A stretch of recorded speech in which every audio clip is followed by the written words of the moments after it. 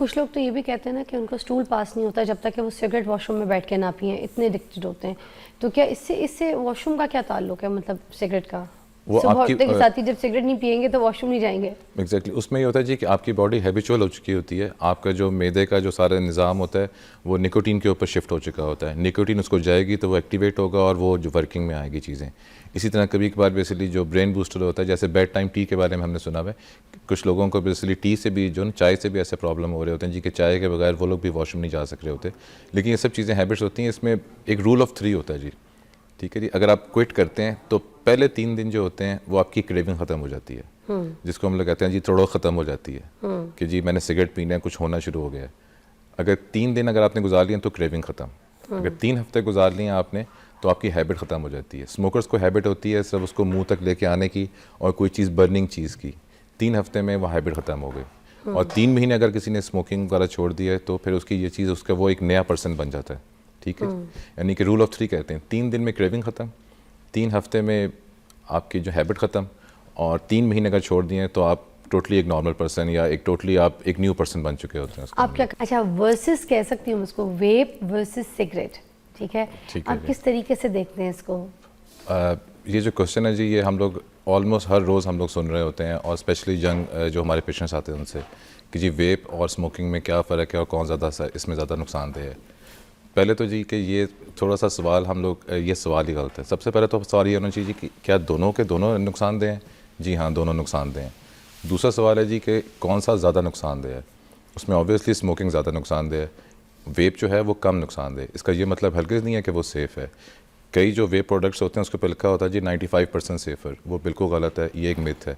वेप बिल्कुल भी सेफ़ नहीं है।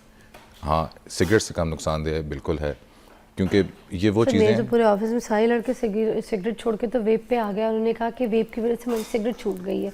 तो वो बड़ा इसको फैशन भी, कूल भी समझते हैं, और समझते हैं कि सिगरेट अब हाथ से निकल गई, वेप आ गई, तो ये कम नुकसानदेह।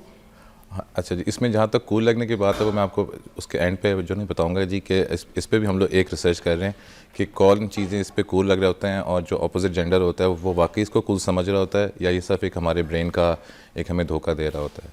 दूसरा ये जी कि 2 पेशेंट्स अगर अलग अलग आ रहे हैं, अगर आप मुझसे पूछती हैं जी कि एक 50 साल का बैंकर है जो कि दिन में 40-40 सिगरेट फूंक रहा है, हाँ उसको हम लोग ये कह सकते हैं जी कि आप सिगरेट को कम करके एक क्विटिंग के उसमें आ सकते हैं जी कि आप सिगरेट कम करें, उसकी जगह आप वेप अगर इस्तेमाल करते हैं तो वो कर सकते हैं, उसके बाद फिर इसको छोड़ दें। लेकिन अगर एक जो यंग लड़के हैं, छुड़वाने के टाइम के लिए, सिगरेट के छुड़वाने के लिए ये एक टूल है, एक बहुत हल्का सा टूल है, लेकिन एक टूल है कि जी आपने अगर 40 सिगरेट पीने, उसकी जगह अगर आप जो प्योर निकोटीन का अगर आता है, ताकि आपकी क्रेविंग भी कम होती रहे और आहिस्ता आहिस्ता आप स्मोकिंग की हैबिट से बाहर निकल आए। दूसरी तरफ अगर एक कॉलेज का लड़का या लड़की आती है कि जी मैंने वेपिंग करनी है, उसके लिए ये बहुत नुकसानदेह है, क्योंकि वो जस्ट जो इनिशियल स्टार्ट कर रहा है, उसको स्मोकिंग की हैबिट नहीं है, उसको निकोटीन का नहीं पता। वो जब इसके ऊपर लगेगा तो वो अल्टीमेटली उसने जाना स्मोकिंग पे ही है। ये सब चीज़ें स्टेप वाइज हो रही होती हैं। वेपिंग स्टेप 1 है, स्टेप 2 पे स्मोकिंग है, और स्टेप 3 पे हमने ये देखा जी कि माशरे में जो चीज़ें होती हैं जो कि ममनू चीज़ें होती हैं, उनमें से हमेशा इनिशियल स्टार्ट सिगरेट से होता है और अब वेप से हो रहा होता है। जैसे कि हमने जितनी भी रिसर्चेस वगैरह देखी हैं कि अगर उसमें आप जाएँ कि जो शराब नोशी होती है या जो आइस का इस्तेमाल होता है, कोई भी ऐसी जो चीज़ होती है, हैबिट्स होती है, अगर आप उसके बिल्कुल बेसिक्स में जाएँ तो वहाँ से वो सिगरेट से स्टार्ट हुआ होता है। इस वजह से पेरेंट्स को भी सबसे ज़्यादा जो हमने ये बताना होता है जी कि सिगरेट स्मोकिंग और अब आजकल के दौर में वेपिंग, इस पे आपने फुल कंट्रोल रखना है, क्योंकि ये पहला स्टेप होता है किसी भी तरफ ख़राब होने की तरफ जाने के लिए। अच्छा, ये अगर वेब की बात करें तो उसमें ऑफिस के अंदर भी बहुत से लोग लेके बैठे होते हैं, घरों के अंदर कमरों में लेके बैठे होते हैं, और हर वक्त पिए भी जा रहे होते हैं। सिगरेट पीने के लिए आपको बाहर जाना पड़ता है ऑफिस से। हाँ जी, आप एक बार जाएंगे, 2 बार जाएंगे, या 2 सिगरेट पी कर आ जाएंगे, ठीक है। जो वेप है आपके हाथ में है, मुसलसल ऑफिस के अंदर भी है, और आप मुसलसल पिए जा रहे हैं उसको, ठीक है, तो ये सिगरेट से ज़्यादा नुकसानदेह नहीं हो गया? मतलब इसकी तो इनटेक भी ज़्यादा है ना? हाँ जी, इसके अंदर वैसे निकोटीन भी ज़्यादा आती है आपके अंदर, और इसका नुकसान भी ज़्यादा हो रहा होता है ऑब्वियसली। लेकिन उस वक्त जब आप ऑफिस के अंदर पी रहे हैं, क्यों? क्योंकि हमने एक मिथ बना ली जी कि इसकी स्मेल नहीं है और मैं ये पी सकता हूँ। मुझे पता जी सिनेमास हॉल्स के अंदर इवन वेपिंग भी अलाउ नहीं होती, वहाँ पे वेप नहीं होता। अगर जैसे हमने जैसे स्मोकिंग का हमने जो डिस्करेज किया, और बहुत अच्छी बात है जी कि पाकिस्तान के हर ऑफिस वगैरह के अंदर, बसेस के अंदर बेसिकली हमने स्मोकिंग को बैन किया हुआ है, तो वेप भी एक ना एक दिन बैन ज़रूर हो जाएगा। और गवर्नमेंट ऑफ पंजाब इसके लिए बहुत अच्छे काम भी कर रही है। पिछले दिनों जो इनका वेप के शॉप्स वगैरह बंद की थी, वो एक बहुत अच्छा स्टेप था, लेकिन पता नहीं क्यों फिर वो दोबारा सब चीज़ें ओपन हो चुकी हैं। और वो शॉप्स इतनी फैसिनेटिंग शॉप्स होती हैं कि आप एक दफ़ा रुक के ज़रूर देखते हो इन शॉप्स को। अच्छा, जहाँ पर मैं बात करती हूँ ना कि मरीम नवाज़ बहुत अच्छा काम कर रही हैं और बहुत सारे चीज़ों के ऊपर जो है ना एक्शन लिया जा रहा है, तो मैं यहाँ पर भी बोलूँगी कि चीज़ें बहुत सख्ती के साथ जो है ना लागू की गई हैं आवाम के ऊपर, और हाँ जी। बहुत अच्छा एक्शन रिएक्शंस देखने को मिला है, मतलब लोगों ने उसके ऊपर फॉलो किया। अगर सिगरेट के ऊपर जैसे पाबंदी है कि 18 साल की उम्र का जो कम बच्चा है वो नहीं ख़रीद सकता सिगरेट, उसी तरह से वेप के ऊपर भी पाबंदी होनी चाहिए कि आईडी कार्ड चेक होना चाहिए कि कोई फ्लेवर ख़रीदने भी आ रहा है तो आईडी कार्ड पहले चेक होना चाहिए कि 18 साल से कम उम्र का बच्चा है। अगर ये कानून, ये सख्ती अगर आ जाए, मैंने जो जो रिक्वेस्ट किया है मरीम नवाज़ जी से, वो मेरी सारी बात सुनती है, मेरी सारी रील्स देखती हैं, और आप यकीन कीजिए मैं यहाँ पे आज फरमाइश करती हूँ और कल चीज़ें जो ना हो जाती हैं। तो आज मैं ख़ास फिर यही रिक्वेस्ट करूँगी कि आज ये रील जो है मरीम नवाज़ जी के लिए कि आप प्लीज़ इसके ऊपर एक्शन लें कि जो वेप भी है ना वो 18 साल से कम उम्र का बच्चा चाहे फ्लेवर लेने के लिए जाए, वेप के लिए जाए, तो उसका आईडी कार्ड चेक हो और उसको 18 साल का अगर नहीं है तो ना दी जाए। रिक्वेस्ट है। हाँ, क्योंकि मैं आपकी इस रिक्वेस्ट में थोड़ा सा मैं और बीच में ऐड करना चाहता हूँ। आप वेप को सिर्फ 40 ईयर्स पे कर दें ताकि उसके बाद फिर ये कोई ख़रीदेगा ही नहीं, क्योंकि 40 ईयर्स के बाद जो बंदा वेप ख़रीद रहा होता है वो सिर्फ क्विटिंग के लिए ले रहा होता है। 40 से नीचे जो बंदा वेप ले रहा होता है वो सिर्फ जस्ट स्टार्टिंग में आता है, उसको स्टार्ट से हमने रोकना है। क्या बात है, चलिए ये तो आपने बड़ी अच्छी चीज़ बताई है। Welcome back, you watching morning with Fiza. हम लोग क्योंकि यहाँ पे बात कर रहे हैं वेप के हिसाब से। अच्छा, वेप जो है ना कुछ जगह क्योंकि इसके अंदर निकोटीन होता है तो लोग जो है ना किसी भी तरीके से, चाहे सिगरेट में भी, तो कुछ लोग ये भी कहते हैं कि ये इतना नुकसानदेह नहीं है। What is this, like nicotine क्या चाहिए हमारी बॉडी के लिए, ज़रूरी भी है?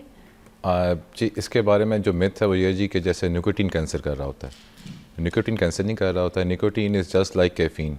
जैसे एक्सेसिव कैफ़ीन, आपको बहुत ज़्यादा कैफ़ीन अगर कॉफ़ी वगैरह पी रहे हो वो भी नुकसानदेह होता है। उसमें से भी जो दिल की धड़कन होती है तेज़ हो जाती है, हाथ पाँव काँपने शुरू हो जाते हैं और कभी कभार झटके भी लगने शुरू हो जाते हैं अगर बहुत ज़्यादा हाई डोज में कैफ़ीन अगर आप लिए जाए। सेम इस जो निकोटीन की तरह है, हमारे जिस्म के अंदर निकोटीन के ऐसे रिसेप्टर्स होते हैं जिसके ऊपर निकोटीन जाके अटैच होती है और हमें थोड़ा सा एक्साइट कर देती है।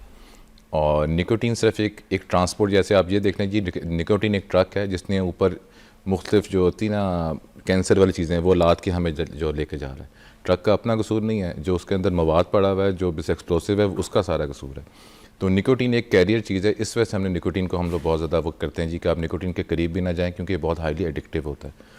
अच्छा, ये जो आदत लगती है निकोटीन की इस तरह से सिगरेट्स के साथ या वेप के साथ, वो किस तरह से पड़ती है? कोई 3-4 यूज़ के बाद, या फिर इसको महीना एक्सेस यूज़ करने के बाद, या फिर इसकी तलब कब महसूस होती है कि आदत कब पड़ती है इसकी? जी, निकोटीन की आदत पड़ती है ऑलमोस्ट तकरीबन जो स्टडीज़ कहती हैं जी 1 महीना निकोटीन को अगर आप लोग रेगुलरली यूज़ कर रहे हैं तो आप उसके एडिक्शन हो जाते हैं। दूसरा जो हम लोग अपने पेशेंट से जो सवाल पूछते हैं, जो कि सबसे कॉमन क्वेश्चन होता है कि आया हमें पता चलता है जी कि अगर कोई पेशेंट कहता है ना जी कि मैं सिगरेट नहीं पी रहा या बहुत कम पी रहा हूँ, तो पहला सवाल हम उनसे पूछते हैं जी कि सुबह उठ के अर्ली मॉर्निंग अगर आप पहला सिगरेट कब पीते हैं?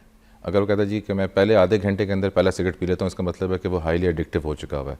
यानी कि 10-12 घंटे की जब वो नींद आई है, उसके निकोटीन उसको बॉडी ने बहुत ज़्यादा उसको कहा कि जी और तलब करे। इसका मतलब होता है कि जी वो हाईली एडिक्टिव हो चुका है अगर बंदा सुबह मॉर्निंग उठ के पहले आधे घंटे के अंदर अगर वो सिगरेट पीता है तो। कुछ लोग तो ये भी कहते हैं ना कि उनको स्टूल पास नहीं होता जब तक कि वो सिगरेट वॉशरूम में बैठ के ना पिए, इतने एडिक्टेड होते हैं। तो क्या इससे वॉशरूम का क्या ताल्लुक है, मतलब सिगरेट का? वो सुबह आपकी उठते के साथ ही जब सिगरेट नहीं पिएंगे तो वॉशरूम नहीं जाएंगे। एग्जैक्टली उसमें ये होता है जी कि आपकी बॉडी हैबिचुअल हो चुकी होती है। आपका जो मैदे का जो सारा निज़ाम होता है वो निकोटीन के ऊपर शिफ्ट हो चुका होता है। निकोटीन उसको जाएगी तो वो एक्टिवेट होगा और वो जो वर्किंग में आएगी चीज़ें। इसी तरह कभी कभार बेसिकली जो ब्रेन बूस्टर होता है, जैसे बेड टाइम टी के बारे में हमने सुना है, कुछ लोगों को बेसिकली टी से भी जो चाय से भी ऐसे प्रॉब्लम हो रहे होते हैं जी कि चाय के बगैर वो लोग भी वॉशरूम नहीं जा सक रहे होते। लेकिन ये सब चीज़ें हैबिट्स होती हैं। इसमें एक रूल ऑफ 3 होता है जी, ठीक है जी। अगर आप क्विट करते हैं तो पहले 3 दिन जो होते हैं वो आपकी क्रेविंग ख़त्म हो जाती है, जिसको हम लोग कहते हैं जी थोड़ा ख़त्म हो जाती है कि जी मैंने सिगरेट पीना है, कुछ होना शुरू हो गया है। अगर 3 दिन अगर आपने गुजार लिए तो क्रेविंग ख़त्म। अगर 3 हफ्ते गुजार लिए आपने तो आपकी हैबिट ख़त्म हो जाती है। स्मोकर्स को हैबिट होती है सिर्फ उसको मुंह तक लेके आने की और कोई चीज़ बर्निंग चीज़ की। 3 हफ्ते में वो हैबिट ख़त्म हो गई। और 3 महीने अगर किसी ने स्मोकिंग वगैरह छोड़ दिया है तो फिर उसकी ये चीज़ उसका वो एक नया पर्सन बन जाता है, ठीक है। यानी कि रूल ऑफ 3 कहते हैं, 3 दिन में क्रेविंग ख़त्म, 3 हफ्ते में आपकी जो हैबिट ख़त्म, और 3 महीने अगर छोड़ दिए तो आप टोटली एक नॉर्मल पर्सन या एक टोटली आप एक न्यू पर्सन बन चुके होते हैं। आप क्या करते हैं, स्मोकिंग करते हैं या फिर आप वेप यूज़ करते हैं? मैंने जी सब कुछ ट्राई किया हुआ है, क्योंकि वो ट्राई करने के बाद फिर छोड़ना भी होता है। और ये मैं कोई इनकरेज नहीं कर रहा लोगों को जी आप सब ट्राई करें। ट्राई करके छोड़ना सबसे मुश्किल काम होता है और क्विट करना सबसे मुश्किल काम होता है, लेकिन ये सब चीज़ें कर सकते हैं। और छोड़ी किस तरह से थी, कोई तरीका बताइए? मैं इतना लगा ही नहीं था कि मुझे छोड़ना पड़े। जस्ट हमने जब, क्योंकि वो चीज़, क्योंकि हमारे जो होता कॉलेज लाइफ और यूनिवर्सिटी लाइफ के अंदर स्मोकिंग एक बहुत ज़्यादा चीज़ वो जो होती थी कि जी कि स्मोकिंग, इवन क्रिकेट मैचेस में अगर आप देखें तो ज़बरदस्त किस्म के इश्तिहार आ रहे होते थे स्मोकिंग के, घोड़े भाग रहे हैं, डांस हो रहा है, ये हो रहा है, एंड पे एक सिगरेट का नाम आ जाता था। ठीक है जी। और बहुत अच्छी बात हुई जी कि उसके बाद गवर्नमेंट ने उसको बैन किया, यानी कि कई हमारे क्रिकेट के वर्ल्ड कप्स ऐसे थे जिसके नाम ही सिगरेट के ब्रांड्स के ऊपर थे। वो चीज़ बैन हुई तो वो चीज़ ख़त्म हुई। अब इस जनरेशन के लिए ज़्यादा जो मुश्किल चीज़ आ रही है, अब इसको वेपिंग को हम ऐसे कर रहे हैं जैसे लीगलाइज हो चुकी हुई है। और यानी कि इस जो है जनरेशन जो है जो जेन ज़ी जो है, इसके लिए सबसे ज़्यादा बड़ा चैलेंज स्मोकिंग नहीं है, इसके लिए वेपिंग है। हमने वेपिंग को रोकना है, जैसे कि हमने 90s और अर्ली 2000 हमने स्मोकिंग को बैन किया था। क्या बात है। अच्छा, मेरे साथ एक और मेहमान हैं, बड़े प्यारे भाई हैं मेरे, हमजा भाई, and he is a perfect chef, very famous, और बहुत अच्छा बोलते हैं, बड़ी अच्छी तालीम नॉलेज रखते हैं, हर शोबे के हिसाब से इनकी नॉलेज बहुत अच्छी है। आपसे भी पूछना चाहूँगी कैसे? अस्सलाम वालेकुम, मैं बिल्कुल ठीक ठाक। I hope you guys are doing well. Yes, आप thank you. ठीक ठाक हैं? आज आप बहुत अच्छी लग रही हैं साड़ी में। अच्छा, मुझे पता था आप आ रहे हैं और आपने फिर, आपका फैशन सेंस भी अच्छा है, तो मैंने कहा I should wear some, you know. नहीं, beige is looking very suave, very sophisticated. Thank you. Like अब मैं कह सकती हूँ स्ले गर्ल। एब्सोल्युटली।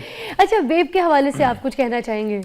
अच्छा, मैं वेप देख रहा हूँ कि इट इज लाइक अब एक सिंबल बनता जा रहा है, status symbol. Everybody sir, everybody is using vape. हर कोई, हर बच्चा बच्ची, एवरीबडी। और मैं एक आपको इस तरह बात कर रहे थे ना कि 18 साल से छोटे बच्चे मत पिएं। मेरा रेस्टोरेंट था, उसके साथ ही वेपिंग की शॉप थी, वेप जहाँ रिफिल करके देते हैं।